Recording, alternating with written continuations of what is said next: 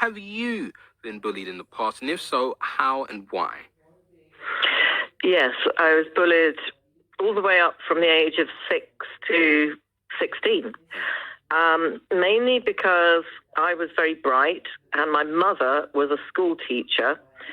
I wasn't pretty to look at. I had horrible thick glasses, braces on my teeth. I was pretty skinny, and I was just too clever in a way that the teachers liked me, which made the pupils resent me. And then when I socially tried to engage with them, and because I was brainy, I just didn't fit in. I was a freak. I got given names. I was scared at playtime, because at playtime you'd have to leave the grounds of the school. Right. And I would sit as close as possible to the teacher that would be the monitor, because I knew I would be physically, guys would rip my school uniform off and make me naked. Girls would just spit at me. And nobody would sit next to me. That was probably the worst thing. So in class, all the way through going through school, where you have these little desks for two people, so two kids, I would always be the person that's on their own on one desk, because nobody would sit by me. So I have huge, great big concerns, particularly about society as it is now, and younger people as they are now. And obviously younger people grow up faster than I did. But, what happens to you in that period, the formative years, they call it, and it's sort of, from 8 to 14 are meant to be, the most formative, because obviously you're also going through puberty and adolescence, carries you with you as an adult. And I carried self-hatred and low self-confidence as a result of bullying. It's horrendous. So now that you're in an adult period in your life, how have you managed to mitigate or ameliorate those really difficult and tough moments in your childhood? For me, I would say that being bullied in primary school and secondary school stayed there. All right. But ultimately, if you spoke to my therapist, he'd probably tell you different. Probably said that it's found its way somehow, niggling like a weed into my behaviors, actions, and thought process. Do you feel that you've managed to deal with that a lot better the later on, the older you get? Well, I deal with it because clearly as an adult, if you were being physically hurt or damaged in some way, that would now be a criminal offense that you could do something about. Of course. But I put myself in abusive, narcissistic relationships. I'm overly generous and forgiving to people that take advantage of me. And I don't have a self-confidence to walk into a group of people, because I always think they will hate me, because that's what I lived with all the way through growing up. Kids will hate me because I'm not the same. And you can be not the same physically. You could be fatter, thinner, a different colored skin. You could speak differently. There could be anything about you as a child growing up. But whatever it is makes you feel like you don't fit in. Right. And that does come with you as an adult. So Nick, what was your solution then for dealing with that level of bullying? Because it's horrendous. I just learned to be alone. Wow, that was your... So there's a phrase that I use with a lot of my friends, right? Which, are coping mechanisms, our survival mechanisms. Yours was learning how to be alone. Now, Nick, let me tell you this, all right? We've been speaking probably since the beginning of my, career here at BBC. And I call you my friend because we are so close to each other, right? We've spoken pretty much, hopefully every week. And it's made me, call you a friend very genuinely. We have a lot of similarities. We have a giggle, we have a laugh. And it strikes me, as you're one of the people who have a brilliant, vibrant personality. So to know that you've had that experience, right? It's trust, though, isn't it? I trust you because I know where you live and I'm what you keep under the bed. No, that's not true. But no, it is a level of trust. And that is one thing that does come with adulthood, is that you learn to be very, very careful about the people you spend time with and around. And when you find a genuine person, you absolutely leap into an extrovert enjoyment factor, which is, so much excitement for me, because I found somebody where I can be the person I want to be. Right. And do you feel like you're that person now, Nick? I am. I love it. I love it. I love it. You got me in my feelings. You got me in my feelings, but we are here for it, Nick. We are here for it, all right? So, as a piece of advice, an unsolicited piece of advice, But to anyone out there who is a youngster, a teenager, an adult, what piece of advice would you give them? Other than, just accepting loneliness, what piece of advice would you give someone pertaining to them being bullied and finding a way to Well, stop I would it? not say to follow my example and just cower down and do what I did, which is not to ask for help. I think you should ask for help, and there are so many more resources. And, there are wonderful resources that are totally anonymous, because clearly you're not going to potentially trust even your parents or your brothers or sisters or anybody if you're being bullied. It's a horrible, secluded thing where you go into your own little world, in your own little cave. So phone one of the helplines that's, the NSPCC have helplines that are totally anonymous that you can phone at any point. But please just go and ask for help. I'm so glad, Nick, that you're part of our radio familia here. Genuinely, I'm doing my best to not be emotional, but I really appreciate your voice, and I appreciate where you come from. And to know that you haven't allowed it to stunt you in a way where I wouldn't get to experience your great extroverted personality. So thank you, Nick. I appreciate the work you put in on yourself. Thank you. I do appreciate that too, Lion. Put work on myself, so I can see myself in you. All right, let's move away from the highly emotive topic that we're doing to ourselves right now. All right.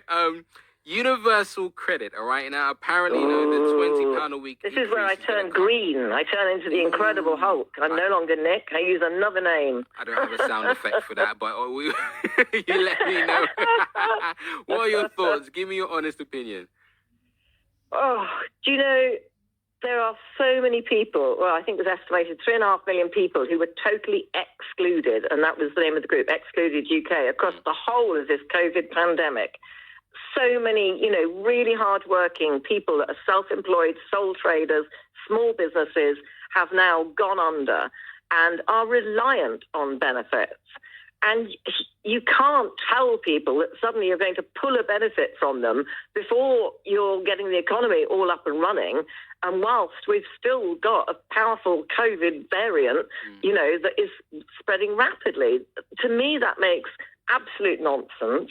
But more importantly, for many people with long COVID like myself, we know that 90% of us are unable to return to full-time work.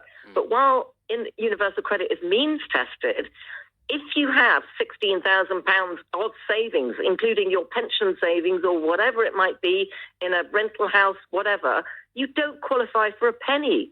And this is absolutely devastating. So many people who are so ill that they can't work, but because long COVID isn't yet accepted as proper illness in the financial services insurance industry, you don't qualify for any benefits.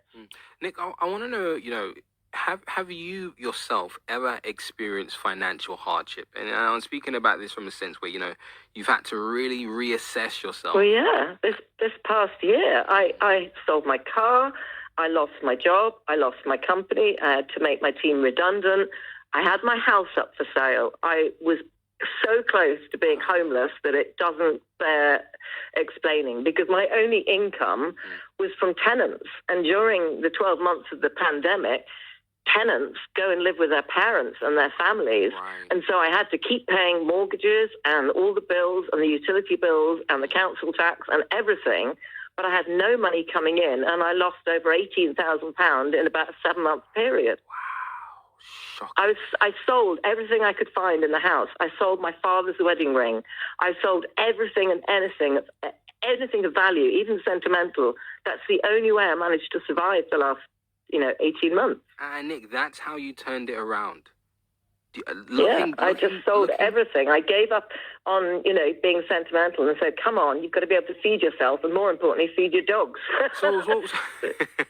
So why do you think there's, this disparity or this, this disalignment, if I can use that word? The system is broken. The system does not work with how society is today. Because somebody has £16,000 saved and it's in their legacy, in their house, or ready for their children or whatever it might be, you at the moment are being denied every single benefit because it's all based on that sort of means testing. It's just horrific. It's really just after you've paid so much tax for so many years in good jobs and you've employed people and created the economic wealth, you know, in your little bit that what you can do, you expect to be looked after when things go rotten. Right. And you're not. There's nothing there. There's no safety net. Listen, Nick, we were short on time, and I really wanted to continue the conversation on universal credit, but feel free to, to anyone else out there who wants to join me and Nick on this conversation, please do give me a call. The number is 0800-731-2000. If you're sensing a green voice, that is not my voice, that is Nick's voice. It's going very green right now about that. But we've got one more topic I would like for us to squeeze in if we can, Nick, right? Hopefully you can remember this scenario. A woman, is left to go to work, and her neighbors, who are apparently, not the friendliest type of people, jumped over her fence, entered her garden, left cigarette butts all around, used the furniture, and got caught on camera while she returned home. Now, what would you do in this situation to stop your neighbors who haven't asked you permission from using your garden? Well, it's really scary, and I have had something similar, not quite as scary as that, because, I do live as a single woman on my own.